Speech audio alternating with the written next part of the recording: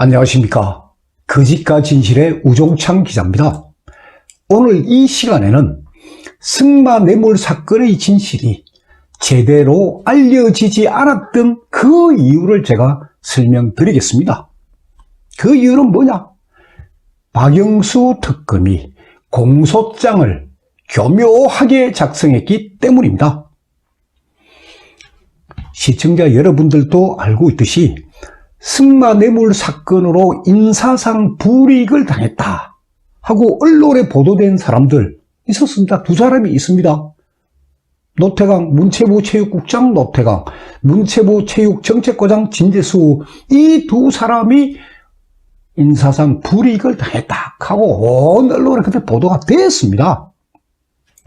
자, 그때 뭐 언론 기사에 보면은 박근혜 대통령이 이 사람들을 노태강 국장하고 진재수 과장을 나쁜 사람이라고 언급했다 하는 그런 허무맹랑한 기사도 있었습니다. 그 당시에. 물론 그때 그 류질룡 전 문체부 장관, 그 사람도 인터뷰 많이 등장했습니다. 노태강 국장도 인터뷰, 언론하고 인터뷰를 많이 가졌습니다. 그때 주장하는 내용은 딱 하나예요. 대통령이 입만 열면 승마라고 하면서 정유라를 끔찍하게 챙겼다. 그리고 우리를 나쁜 사람이라고 대통령이 했다. 뭐 그런 내용들이에요. 그 당시 언론에 다 보도된 내용이고 시청자 여러분들도 어렴풋하게 다 기억하실 거예요. 뭐 피해자인지 몰라도 노태강 국장이라는 사람은 문재인 정권이 들어선 이후에 체육부 차관에 기용되었으나 뭐 조금 지나가지고 지금 그만두고 지금은 제가 공직을 그만둔 상태로 알고 있습니다. 아무튼 제가 기사들을 아무리 확인해도 이 진재수 과장 인터뷰는 어느 언론에도 없는 겁니다. 피해자는 두 사람인데 노태강 국장, 진재수 과장인데 노태강 국장은 언론에 인터뷰를 많이 했는데 진재수 과장 인터뷰는 언론에 전혀 없는 거예요. 그래서 저는 이 부분이 참 이상하다 하고 생각을 한 거예요. 왜? 아니 장관이나 국장까지 지낸 사람은 그런대로 이제 뭐 누릴 만큼 누렸다고도 할 수 있지만은 과장은 이제 공직 생활을 앞으로 계속해야 될 사람 아닙니까? 그런 사람이 자천 인사를 당했으니까 얼마나 억울했겠습니까? 근데 그 사람이 한 번도 언론에 노출되지가 않았던 거예요. 그리고 특검이 작성한 공소장. 이게 공소장이 부본입니다. 총 128페이지입니다. 이게 특검에서 작성한 공소장인데 특검이 끝나고 검찰에서 대통령을 기소했기 때문에 이 검찰 작성으로 되어 있습니다. 이 공소장 87페이지에 이 승마뇌물 사건, 72페이지에 승마뇌물 사건이 기록이 되어 있습니다. 뭐라고 되어 있느냐? 제가 읽어드리겠습니다. 피고인, 즉 박근혜 대통령은 문체부 장관에게 노태강 등에 대한 공개적 좌천 인사를 지시했다. 공소장이 그렇게 되어 있는 거예요. 노태강 등에 대해서라고 하고 진재수 과장 이름 쏙 빼먹은 겁니다. 자, 공소장을 이렇게 작성하는 것은 사실 법률 위반이라고 할 수가 있습니다. 왜? 형사소송법 제254조에 거기에는 공소제기의 방식과 공소장 작성에 대해서 이런 식으로 하라는 규정이 딱 적혀 있습니다. 뭐라고 되어 있느냐? 공소사실의 기재는, 그러니까 범죄 혐의란 거는 범죄의 실, 장소, 방법을 명시하여 사실을 특정할 수 있도록 하여야 한다 하는 게 이게 형사소송법 규정입니다. 제254조 규정입니다. 그리고 피해자의 경우에도 누구 등 하는 식으로 불특정 다수인을 지칭해서는 절대 안 됩니다. 피해자 이름을 딱 거론해야 됩니다. 그리고 대통령 재판 2심에서도 그때 재판부에서 검찰을 향해 가지고 아니, 미르재단 이 설립과 관련해서 피해자 정경련 등에 피해를 입었다는데 등 이걸 구체적으로 피해자를 구체적으로 특정하라 하는 성명 명령도 내린 적이 있습니다. 그래서 피해자 이름도 이 특정을 해야 됩니다. 그런데 이 박영수 특검은 승마 뇌물 사건의 공소장을 작성하면서 진재수라는 이름을 빼버린 겁니다. 노태강 등에 대한, 노태강 진재수에 대한, 그렇다고 문장이 길어지는 것도 아니고, 그래 하면 되는데, 진재수 이름을 빼버린 겁니다. 그래서, 이런 사건을 분석할 때 제일 먼저 해야 될 게 이게 공소장입니다. 범죄 사실부터 확인해야 됩니다. 언론 허위 보도 그럼 볼 필요 없습니다. 범죄 사실이 뭐냐? 검찰 뭐라고 써놨느냐? 그것부터 이제 확인을 해야 됩니다. 그 다음에 이 공소사실, 범죄 사실에 대해서 법원이 어떻게 판단했느냐? 그걸 봐야 제대로 판단했다 안 했다 하는 거를 다 확인할 수 있는 거예요. 그런데 이 공소장 피해자 아래 노태강 등에 대한이에요. 그래서 저도 진재수 과장 이름을 처음에 놓쳐버린 겁니다. 이 공소장 아무리 보면서. 그래서 혹시 이거 진재수 과장 검찰에서 조사를 했나 안 했나 그런 의문이 들어가지고 제가 그 최수원 피고인의 변호인 오태희 변호사는 저하고 부산고등학교 동기입니다. 제가 29회입니다. 이제 부산고등학교 제 동기인데, 그래서 오태희 변호사에게 제가 부탁을 좀 했습니다. 진재수 과장에 대한 검찰 그 진술로서 검찰에서 조사한 기록이 없느냐, 그것 좀 확인해 달라. 그때만 해도 막 기록이 엄청나게 많을 때입니다. 기록 확인하는데도 시간이 좀 걸립니다. 그 오태희 변호사가 이제 제가 부탁을 하니까 그걸 이제 찾아낸 거예요. 조금 시간이 걸렸습니다. 그래서 딱 찾아낸 게 진재수 과장의 검찰 진술서가 있는 거예요. 진술조서도 아닙니다. 진술조서는 일문일답입니다. 검찰하고 일문일답 주고받는 식이고, 진술서는 본인이 자필로 쭉 쓴 게 진술서예요. 그것도 달랑 6페이지, 제가 지난 시간에 말씀드렸지만 6페이지짜리 진술서가 있는 거예요. 그 수많은 기록 속에 6페이지짜리가 숨어 있으니까 그걸 언제 누가 찾아내겠습니까? 그렇다면은 특검이 공소장에서 진재수 과장 이름을 감춘 이유가 뭘까요? 그 해답이 진재수 과장의 진술서에 다 들어있는 겁니다. 내용이 뭐냐? 승마 뇌물 사건의 발단이 되었던 청와대 지시 내용, 청와대에서 지시한 내용은 승마협회 비리 조사가 아니다. 청와대의 지시 내용, 그게 다 돼 있고, 그리고 그 승마 뇌물의 진실을 누가 왜곡했다. 그게 진재수 과장의 진술서에 다 들어 있습니다.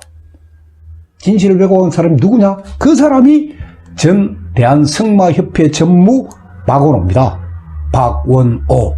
그리고 박원호의 거짓말, 진실을 왜곡한 이 거짓말을 비호한 사람이 누구냐?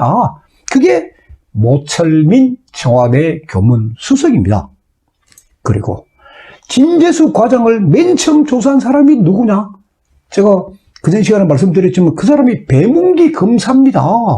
배문기 검사, 검찰에 있다가 특검 출범하니까 특검에 합류된 그 검사예요. 이런 사실관계를 쫙 종합하면 어떻게 되겠습니까? 승마 뇌물 사건의 진실을 의도적으로 은폐한 사람, 은폐한 당사자는 바로 배문기 검사라고 할 수 있는 것입니다.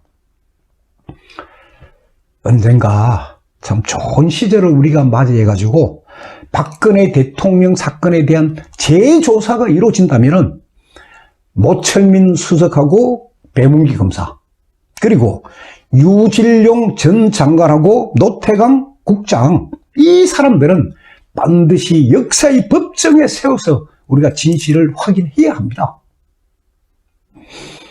다음 시간에는 박원호 전 대한승마협회 전무가 왜 그런 거짓말을 하게 되었는지 하는 그 이유, 그리고 박원호의 이 거짓말을 좌파 세력들이 어떤 식으로 왜곡해서 선동을 했는지, 그리고 그 선동의 주체가 누구인지 제가 특정 이름 다 다음 시간에 다 거론할 겁니다. 그 사람들에 대해서 제가 계속해서 설명을 해 드리겠습니다. 감사합니다. 다음 시간에 계속하겠습니다. 박근혜 대통령 탄핵 사건의 진실과 재판 과정을 기록한 대통령을 묻어버린 거짓의 산 제1권과 2권이 출간되었습니다. 제 휴대폰 010-5307-5472번을 통해서 주문을 하면 배송해 드립니다. 교보문고나 인터넷 서점인 예스24, 알라딘, 반덴 루니스에서도 구입이 가능합니다. 감사합니다.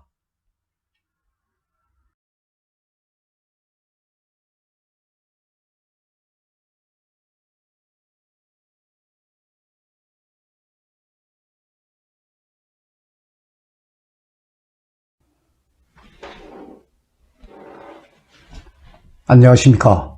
거짓과 진실의 우종창 기자입니다. 승마 뇌물 사건을 한마디로 정의하면 이렇습니다. 대한승마협회에서 13년 동안 전무를 지내다 협회의 공금을 횡령한 혐의로 구속되어 1년 6개월 동안 감옥 생활을 한 박원호라는 사람이 출소 이후에 저지른 복수극입니다. 한마디로 정의하면. 그럼 그 근거가 뭐냐? 지금부터 그 근거부터 제가 일단 말씀을 드리겠습니다. 첫째, 박원호의 검찰 진술 조서입니다. 박원호는 검찰에서 한 번, 특검에서 한 번, 두 번 조사를 받았습니다. 이게 박원호가 검찰에서 진술한 조서고, 양이 상당합니다. 이게 박원호가 특검에서 진술한 조서입니다. 이것도 상당합니다. 두 번째, 박원호의 법정 증언입니다. 박원호는 이재용 삼성전자 부회장 재판에서 증언 때 섰고, 그 다음에 박근혜 대통령 재판에서도 법정 증인으로 출석했습니다. 그 양도 이 정도 됩니다. 세 번째, 관련자들의 검찰 진술조서, 관련자들이 검찰에서 진술한 내용, 그리고 그 사람들이 법정에서 증언한 내용, 그 기록입니다. 제가 대충 요 정도만 들고 나는데 엄청난 양입니다. 이 양보다 한 5배 이상 많습니다. 그럼 관련자들은 누구냐? 관련자들이라면 박상진 대한승마협회 회장, 황성수 대한승마협회 부회장, 그리고 대한승마협회 전무인데 박원호 후임의 전무가 서성호 전무, 김종찬 전무입니다. 이 사람들이 검찰에서 진술한 내용, 법정에서 증언한 내용, 그 다음에 이상영 한국마사회 부회장, 이분이 검찰에서 진술한 내용, 법정에서 증언한 내용. 그리고 또 하나 박재홍. 박재홍은 아마 시청자 여러분들도 이 이름 대충 기억날 거예요. 승마 국가대표 선수 출신입니다. 아주 유명한 선수예요. 그리고 한국마사회에서 감독을 지낸 사람입니다. 그러나 박재홍의 이 진술이 이 승마 뇌물 사건을 상당히 왜곡시켰습니다. 그런 것도 제가 나중에 다 설명을 드립니다. 네 번째가 뭐냐? 더불어민주당 안민석 의원이 2017년 4월 10일에 출간한 책입니다. 이 책 내용이 이 승마 뇌물 사건, 그리고 박근혜 대통령 탈핵에 대한 진실 상당히 왜곡시켰습니다. 제가 책 이름도 공개 안 하고 책 뒷모습만 보여드리겠습니다. 이 책은 안민석 의원이 쓴 이 책은 제가 대통령 사건의 진실을 알기 위해서 저는 다 읽고, 워낙 이게 허위 내용이 많이 있습니다. 그래서 시청자 여러분들은 이 책 봤다가는 괜히 판단이 헷갈리니까 절대 보지 마십시오. 다섯 번째가 뭐냐? K스포츠재단 사업부장 노승일이가 2018년 2월 달에 출간한 책입니다. 이 책입니다. 이 책도 제가 다 읽었습니다. 그럼 노승일이가 왜 독일에 갔고, 독일에 가서 노승일이 한 게 뭐냐? 최소한 운전기사 노릇한 게 다 적혀 있습니다. 이 책도 제가 이 사건 전체 개요 파악에 참고로 보는 것이지 시청자 여러분들은 볼 필요가 전혀 없는 책입니다. 자, 지금부터 박원호란 사람이 어떤 사람인지 살아온 과정부터 제가 말씀을 드리겠습니다. 박원호는 조선대학 설립자 겸 총장이었던 박철웅 총장의 조카입니다. 그러니까 박철웅 총장의 동생이 박원호의 부친입니다. 박원호는 광주의 유복한 집안에서 태어나가 광주 서중 3학년 때 승마를 시작합니다. 그리고는 광주 일고를 진학하고 그 다음에 조선대학교 체육학과에 진학을 합니다. 대학 졸업 후에는 뭐 하느냐? 대한시멘트에 입사합니다. 대한시멘트. 이 대한시멘트에서 박원호는 12년을 근무를 하는데 전무를 이사로 퇴임하였습니다. 대한시멘트 그만둔 뒤에는 뭐 하느냐? 1985년부터 1995년까지 10년 동안 고려시멘트 판매 주식회사에서 대표이사를 지냈습니다. 그리고 이런 경력을 보면 박원호는 아니 중견기업에서 대표이사를 지낼 정도로 사업 수완이 대단한 그런 사람이었습니다. 박원호는 1995년에 서울로 진출합니다. 서울에 올라와가지고 주식회사 건웅이라는 전문 건설업을 만듭니다. 그 회사를 창업해가지고 2005년까지, 그러니까 1995년부터 2005년까지 10년 동안 이 주식회사 건웅이라는 전문 건설업을 경영하면서 그러면서 이제 승마협회와 관련된 그 공사를 따냈다 하는 게 검찰 조서에 다 나와 있습니다. 그러니까 박원호는 기업인이면서 동시에 승마일이었습니다. 승마계의 경력은 어떻게 되느냐? 고려시멘트 이사 시절에 광주 승마협회장을 지냈습니다. 그리고 서울에 올라와서는 서울승마훈련원 원장, 서울승마훈련원은 저기 뚝섬에 위치한 그게 훈련원입니다. 서울승마훈련원 원장을 지냈고 그리고 서울시 승마협회 부회장도 지내고 그 다음부터 대한승마협회 전무를 13년 동안 했던 겁니다. 그래서 박원호에 대한 승마계의 평가는 뭐냐? 50년 이상 활동한 승마계의 산 증인이자 승마계의 대부다 하는 사람이 이 박원호예요. 그리고 이분은 선수 출신뿐만 아니고 국제심판 자격증도 갖고 있습니다.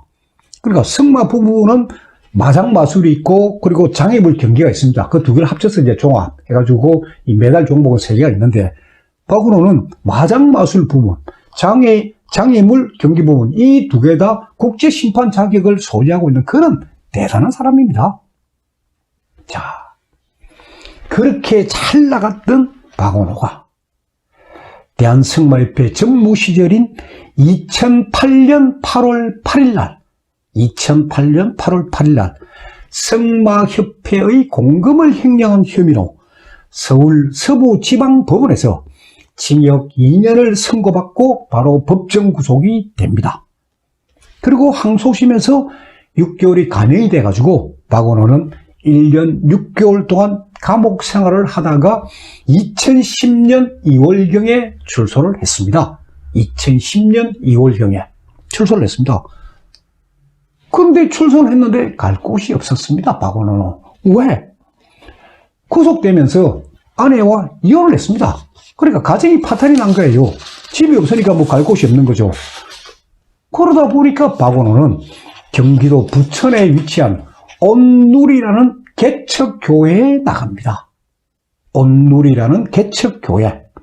그런데 이 교회 이제 목사님이 참 박원호의 처지가 딱한 것을 알고는 교회에 딸린 방 하나, 그러니까 교회 사택 하나를 내주면서 박원호는 그 사택에 거주를 하게 되는데 박원호의 주민등록상 주소지가 바로 온누리 교회였습니다. 제가 지금 말씀드린 내용은 제가 창작을 하는 게 아니고 검찰 조서에 기록된 내용을 근거로 제가 설명을 하고 있는 겁니다. 박원호는 자기가 감옥에 가게 된 것은 승마계 내부의 누군가가 자기를 음해하는 투서를 사법기관에 제출했기 때문이다 생각하고 딱 출소하자마자 그때부터 이제 복수극을 꿈꾸기 시작합니다. 박원호가 조사를 받은 것은 투서 때문인 건 사실입니다. 투서 때문에 박원호가 검찰 조사를 받게 됐고, 그러나 구속이 된 것은 협회 공금 횡령 혐의 때문에 구속이 된 거예요. 출소 후에 박원호가 만든 게 승마계 살생부입니다. 이 부분도 제가 계속 설명해서 놓습니다. 그러니까 자기를 음해했다는 승마협회 간부들, 그 임원들을 딱 명단을 추려가지고 승마계에서 축출 내지 퇴출하기 위해서 만든 명단이 이 승마계 살생부입니다. 자, 감옥에서 나왔고 승마계 살생부도 만들었는데, 아니 이거 선보일 기회가 있어야 될 거 아닙니까? 그 기회가 박원호한테 찾아왔습니다. 언제냐? 2013년입니다. 박근혜 정부 출범 이후입니다. 뭐냐? 최소원 부부를 박원호가 극적으로 만난 거예요. 이게 참, 이 사건의 하나의 비극이지만은 이게 검찰 조사에 다 기록이 되어 있습니다. 그러니까 박원호가 최소원 부부를 어떻게 만났느냐 하는 부분은 검찰 진술조서에 기록이 쫙 되어 있습니다. 제가 읽어드리겠습니다. 그러니까 박원호가 출소 직후인 2013년에 경기도 일쪽에 있는 금안회라는 승마장에 간 적이 있습니다.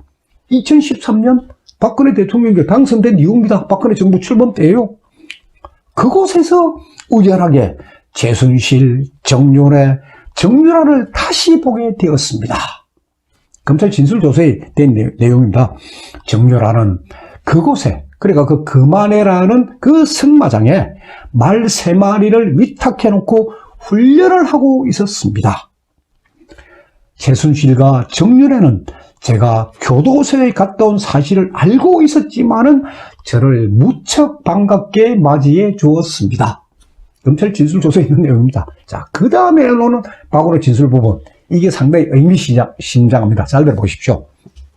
당시 그 자리에는, 그러니까 박원호가 최서원, 정유라 부부를 만나는 그 자리에, 그리고 정유라, 이 만나는 그 자리에 대한승마협회 감사, 홍성택도 있었는데, 그래, 홍성택 외에 여러 사람이 있었습니다. 예, 홍성택도 있었는데, 최순실과 정유라가 저를 무척 반갑게 맞이해 주니까 홍성택 감사가 저보고, 아니 당신 어떻게 최순실 정유라 부부를 잘 아느냐 하고 물어보더랍니다. 그래서 내가 옛날에 서울 승마원에서 그때 내가 알게 되었다 하고 알려줬다는 거예요. 그랬더니 이 홍성택 감사가 정유라 씨는 박근혜 대통령이 국회의원을 할 때 비서실장을 했던 사람이다 하고 알려주더라는 거예요. 자기는 그런 거 몰랐는데 알려주더라는 거예요. 그래서 박원호는 그때 처음으로 정유라 씨와 박근혜 대통령 관계를 알게 되었습니다 하고 검찰에서 진술해 놓은 거예요. 자, 이 부분을 제가 조금 더 구체적으로 시청자 여러분들이 쉽게 이해하도록 제가 설명을 드리면은, 제가 지난 시간에도 잠시 언급을 했지만은 이 박원호가 최서원 부부를 처음 만난 것은 2005년입니다. 서울 승마훈련원 원장으로 할 때입니다. 그때 소위 최서원의 언니 최순덕, 그러니까 장시호의 엄마가 그때 승마를 하고 있어가지고, 아이고 동생 당신도 승마해봐라 해가지고 이제 이 정유라가 이때 2005년에 처음 이 승마를 배우기 시작합니다. 그때 정유라는 국민학교 5학년 학생이었습니다. 그래, 정유라가 승마를 하니까 최서원, 정유라 부부는 서울 승마훈련원 그 회원으로 가입을 한 거예요. 자, 2005년에 박근혜 대통령은 뭡니까? 국회의원입니다. 그럼 최서원, 정유라, 소위 별 이름 없는 사람이에요. 그러니까 2005년도에는 승마훈련원 원장대 소위 학부모 회원으로서 그냥 가볍게 인사만 나누는 뭐 그런 사이에 불과했어요. 그러다가 박근혜 대통령 시대가 딱 시작되면서 최소한 정윤회 부부 뭐 승막에서도 주목받는 그런 인물이 되었을 거 아닙니까? 그런 사람이 감옥까지 갔다 온 박원호를 아주 반갑게 대해주니까 승막에서 박원호를 어떻게 보겠습니까? 와, 박원호 힘있다. 뭔가 이 권력 실세고 친한 대단한 사람이다. 홍성택 감사회 그 자리에 서성호 전무도 있었고 승막의 사람들이 많이 있었습니다. 그러니까 승막의 사람들한테는 감옥 갔던 박원호가 이 대단한 존재를 미친 겁니다. 그러니까 박원호는 이 금안회라는 승마장에서 처음 만난 최서원, 정윤회 부부를 통해서 정윤회가 진짜 대단한 사람이구나. 좋다. 그러면 내가 정윤회의 이름을 이용해서 내 복수극을 하자 하고 이 실행에 옮깁니다.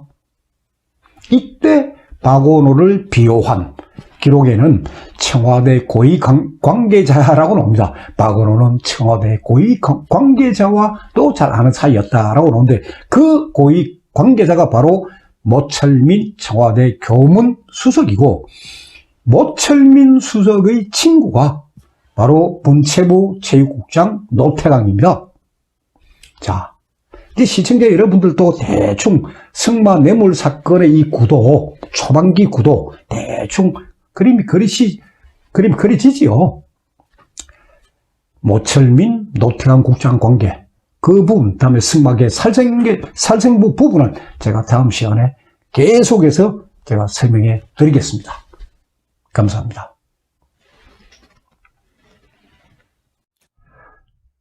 박근혜 대통령 탄핵 사건의 진실과 재판 과정을 기록한 대통령을 묻어버린 거짓의 산 제1권과 2권이 출간되었습니다. 제 휴대폰 010-5307-5472번을 통해서 주문을 하면 배송해 드립니다. 교보 문고나 인터넷 서점인 예스24, 알라딘, 반덴 루니스에서도 구입이 가능합니다. 감사합니다.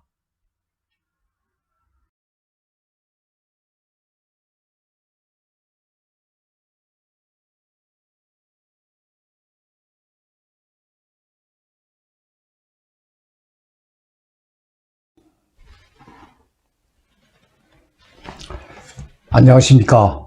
거짓과 진실의 우종창 기자입니다.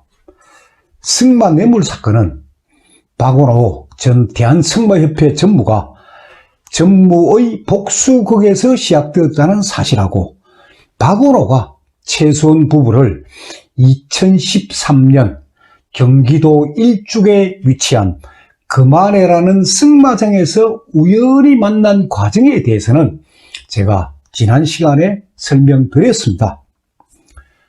박원호가 자기의 복수극을 위해서 최초로 이용했던 이름은 최서원 피고인이 아니고 그 남편 정윤회였습니다. 처음에는 최서원 피고인이라는 이름은 등장하지 않습니다. 박원호가 2013년 무렵, 그러니까 박근혜 정부가 출범한 이후에 그 2013년 무렵에 승막에 최초로 퍼뜨린 소문은 뭐냐? 그 소문은 정윤회가 자기 딸 정유연을 승마 선수로 키우기 위해서 방해하는 사람들을 제거하기 시작했다 하는 이야기예요. 최소원 이름은 등장하지 않습니다.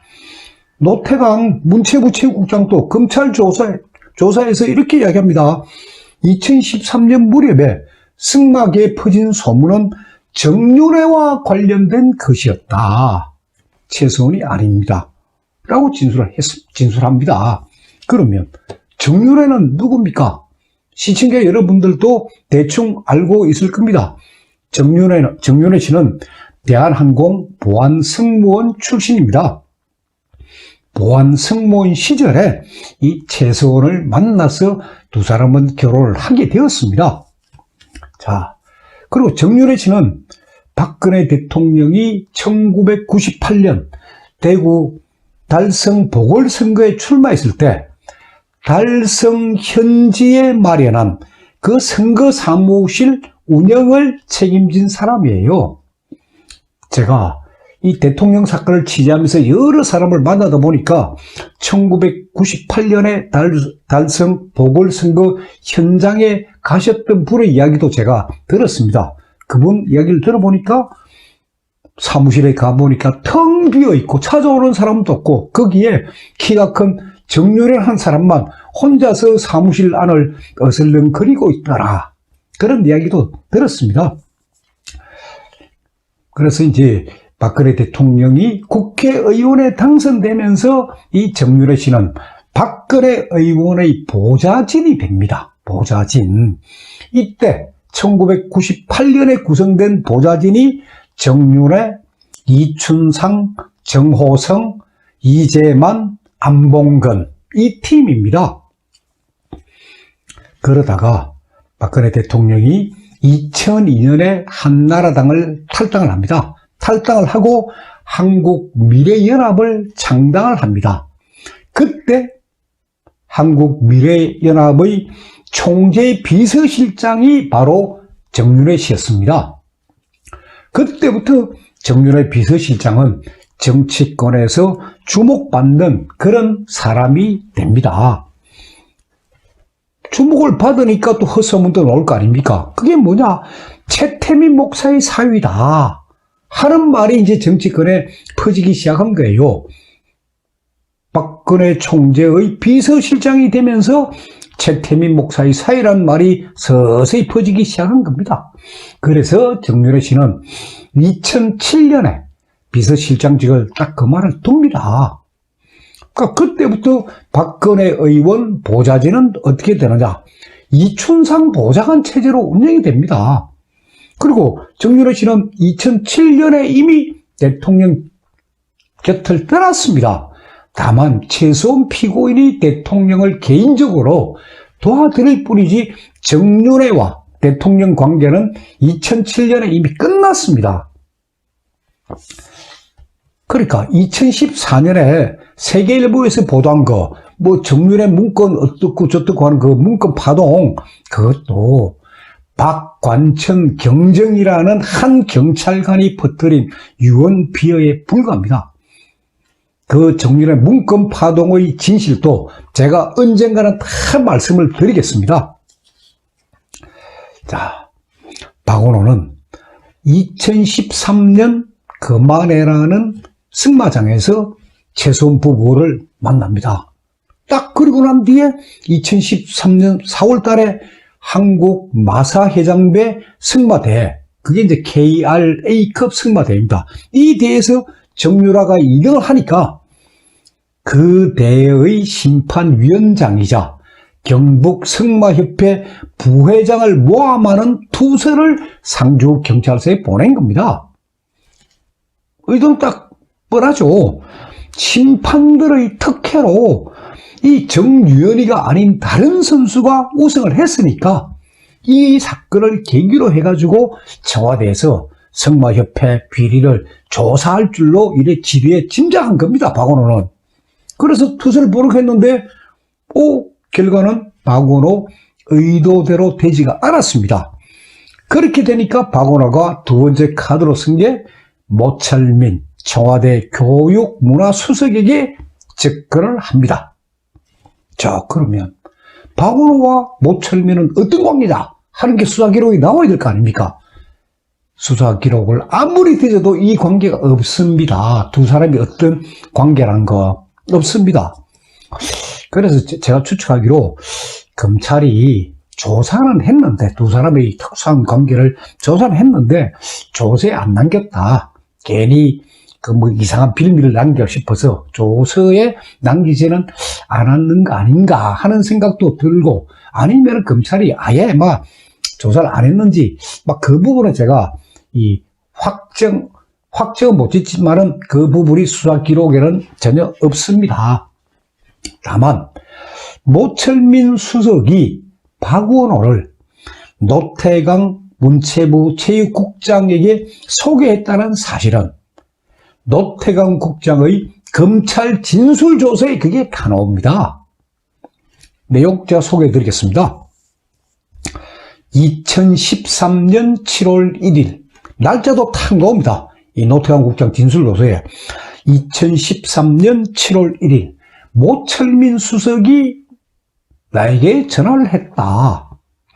박원호란 사람의 연락처, 핸드폰 번호를 탁 주면서 진재수 체육정책과장을 박원호한테 보내가지고 승마협회와 관련된 사항을 청취하라. 자기한테 전화를 해가지고 승마협회와 관련된 사항을 청취하라 하는 지시를 했다는 거예요. 그때 모철민 수석이 이 진재수 과장 이름까지 꼭 찍어가지고 진재수 과장을 보내라 하는 지시를 했다는 거예요. 그러면은 모철민 수석의 이 지시가 이게 대통령 지시냐 아니면 모철민 수석 개인 지시냐 하는 의문이 들 거 아닙니까? 이 부분이 검찰 진술조서에도 기록되었습니다. 그러니까 그 부분에 대해서 노태강 국장은 이렇게 대답합니다. 대통령 지시인 줄 아닌지는 제가 물어보지는 않았습니다. 그렇지만은 청와대 수석이 지시를 하니까 저는 당연히 대통령 지시로 알았다는 거예요.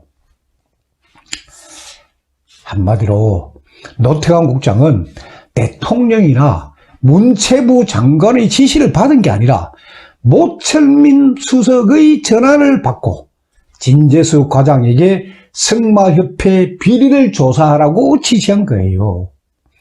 아니 대통령도 검찰 조사에서 그렇게 말합니다.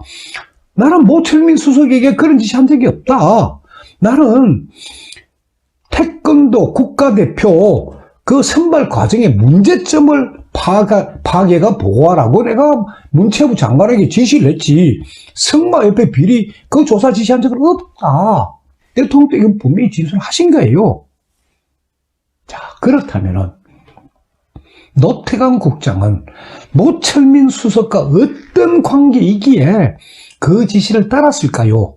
하는 의문이 들겠죠. 그 부분도 검찰 진술조서에 나옵니다. 제가 소개해 드리겠습니다. 모철민은 행시 25회고 노태강 국장은 행시 27회입니다.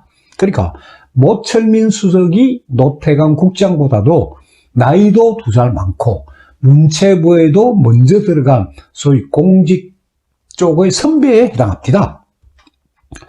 근데 이 모철민 수석은 2004년부터 2007년까지 프랑스 주재 한국문화원 원장으로 파견 근무를 합니다. 2004년부터 2007년까지. 물론 모철민 수석이 그 이후에 프랑스 주재 한국 대사를 지낸 것은 시청자 여러분들도 알고 계실 겁니다. 모철민 수석이 프랑스 주재 한국문화원 원장으로 파견 근무했던 2004년부터 2007년 노태강 국장도 이 시기에 독일에 있는 한국문화원 원장을 지냅니다. 그러니까 노태강 국장은 2006년부터 2010년까지 4년 동안 독일 한국문화원 원장을 지냈습니다. 그리고 시기가 맞아떨어집니다. 그리고 프랑스와 독일은 유럽에서 다 가까운 나라예요. 그래서 두 사람은 한국문화원 원장 시절부터 잘 아는 그런 사이라고 검찰 진술조서에 다 기록이 되어 있습니다. 자, 2013년입니다. 2013년만 하더라도 문체부가 승마에 대해서는 아예 관심을 안 가졌습니다. 승마는 문체부의 관심 종목이 아니었습니다. 2013년에 문체부 축구도 있고 농구도 있고 야구도 있고 좀 뭡니까 레슬링도 있고 유도도 있고 우리 종목이 얼마나 많습니까? 승마는 관심 대상이 아닙니다. 노태강 국장은 모철민 수석과의 개인적인 친분 때문에 승마협회 비리를 조사하게 된 겁니다. 대통령 지시가 아닙니다. 결론적으로 박영수 특검이 작성한 승마 뇌물 사건의 공소사실, 그러니까 뭐 정유라가 2등을 하자 재선 피고인이 경찰로 하여금 내사를 하게 하고 그리고 대통령에게 승마협회 비리를 조사하게끔 부탁을 했다. 이건 전혀 사실이 아니에요. 특검이 작성한 공소사실은 증거가 없는 추측이고 그 당시 언론에 보도된 허위 사실, 그 허위 사실들을 인용한 것에 불과합니다. 다음 시간에는 노태강 국장의 지시를 받은 진재수 문체부 체육정책과장이 어떻게 대응을 했는지, 진재수 과장이 사실 노태강 국장의 이 지시에 대해서 저항을 합니다. 그렇기 때문에 승마 이 뇌물 인사 실체가 없는 사건이에요. 그 부분에 대해서는 제가 다음 시간에 계속해서 말씀드리겠습니다. 감사합니다.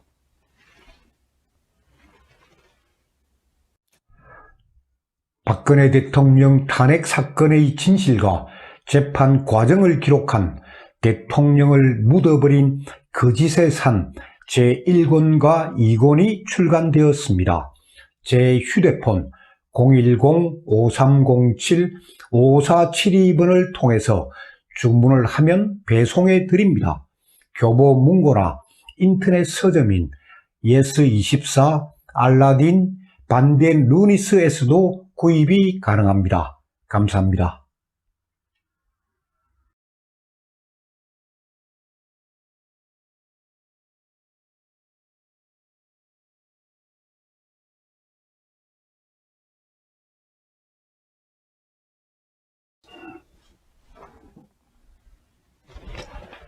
안녕하십니까.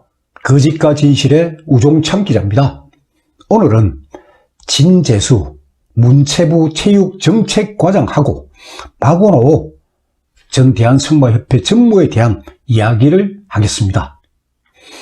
노태강 체육국장은 제가 지난 시간에도 말씀드렸지만 노태강 문체부 체육국장은 2013년 7월 1일 모철민 청와대 교문수석으로부터 전화 지시를 받습니다. 그리고 바로 진재수 과장을 부릅니다.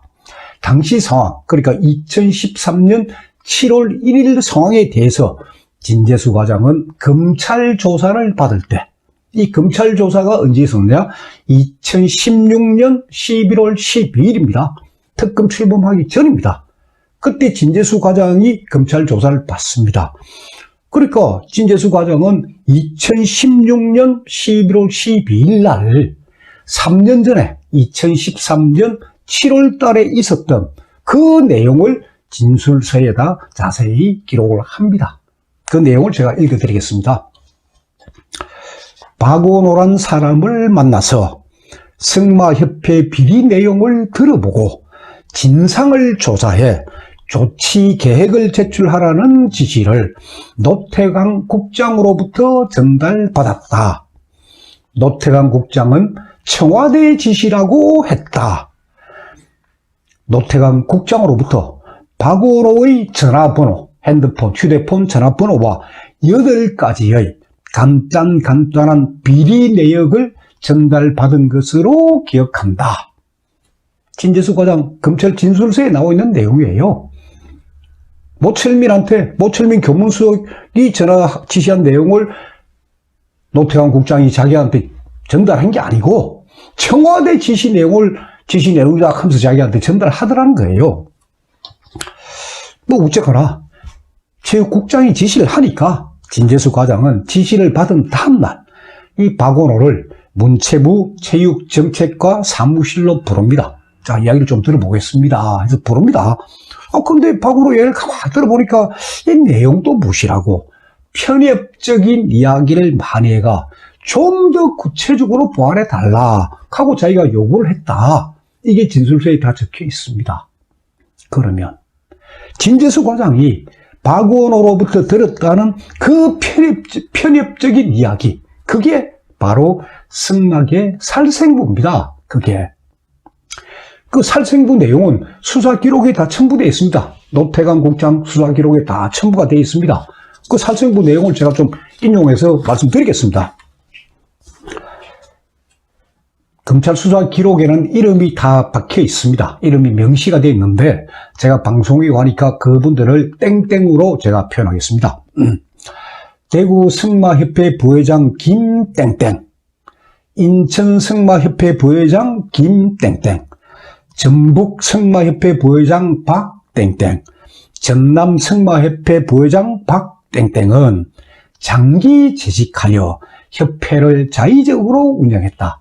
그러니까 승마협회 임원으로 장기 재직하면서 대한승마협회를 지 마음대로 운영했다 하는 것이고, 그 다음에 대전 승마협회 회장 이땡땡은 아들이 등록 선수고, 아들이 승마 등록 선수고, 그리고 또 장기 재직하여 승마협회를 자의적으로 운영했다 하는 것이고, 세종 승마협회 부회장 홍땡땡은 아들이 등록 선수다.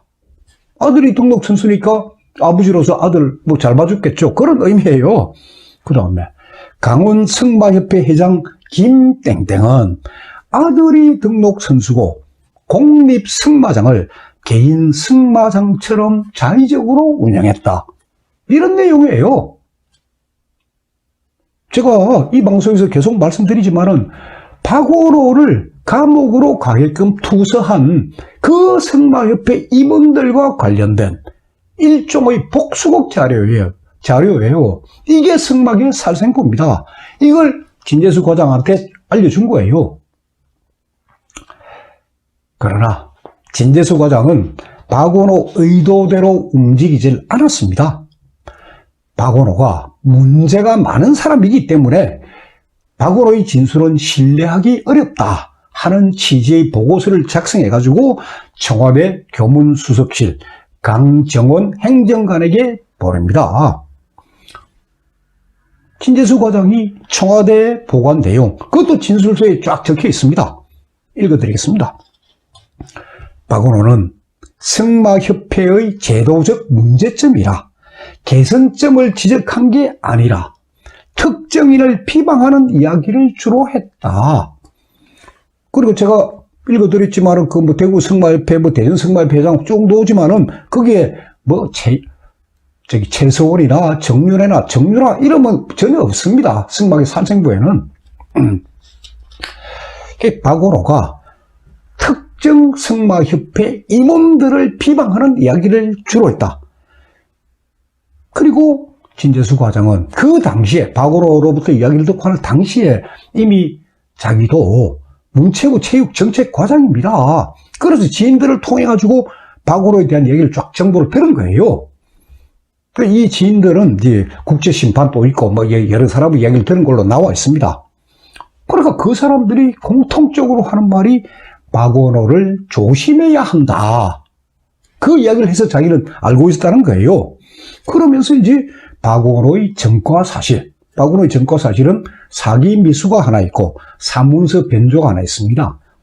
전과사실 그리고 승마협회 공금 횡령 등에 대한 이 자료도 확보를 한 거예요. 진재수 과장은 대한승마협회 공금을 횡령한 문건 그리고 박원호의 판결문 사본 이걸 다 첨부를 해가지고 말로 할 게 아니니까 증거가 있어야 되니까 첨부해가지고 청와대 강정원 행정관에게 전달을 합니다. 오호, 근데 그 다음날 보고를 하고 난 그 다음날 점심시간이 시작될 무렵 수사 기록에는 오전 11시 40분경이라고 기록되어 있습니다. 점심시간이 시작될 무렵 박원호에게서 전화가 걸려왔다는 거예요. 청와대에 보고한 그 다음날 박원호에게서 전화가 걸려온 거예요. 내용이 뭐냐? 매우 서운하다.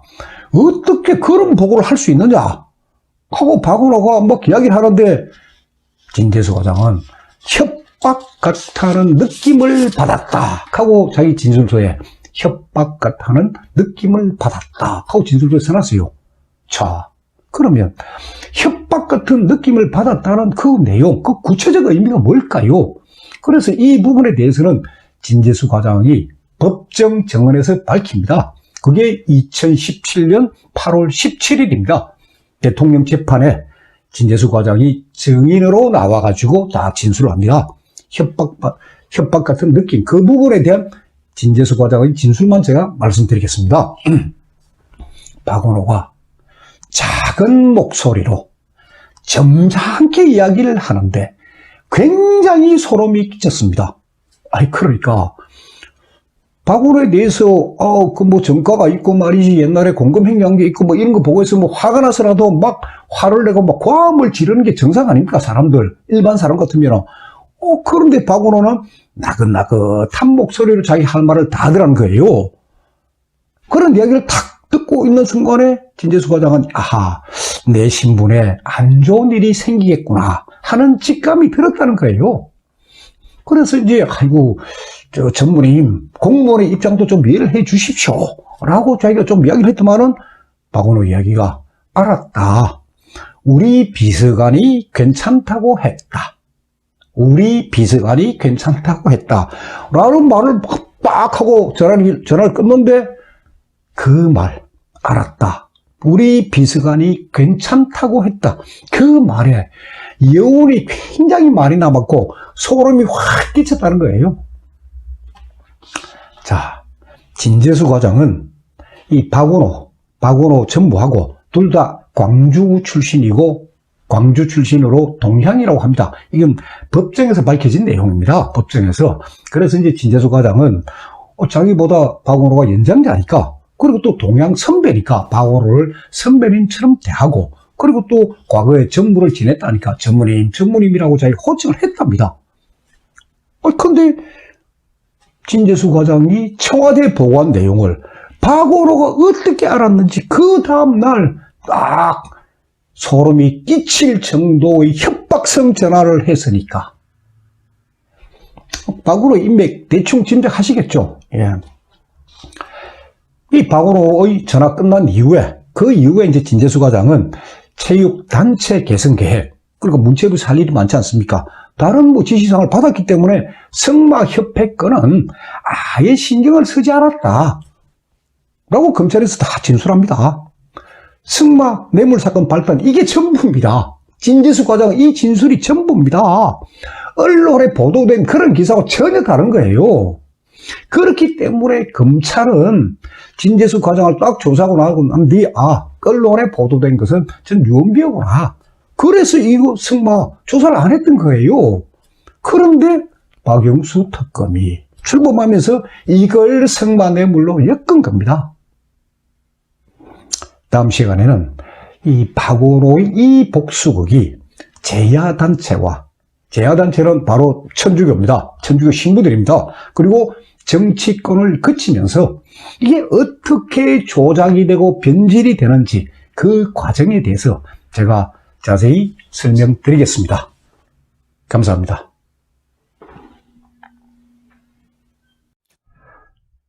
박근혜 대통령 탄핵 사건의 진실과 재판 과정을 기록한 대통령을 묻어버린 거짓의 산 제1권과 2권이 출간되었습니다.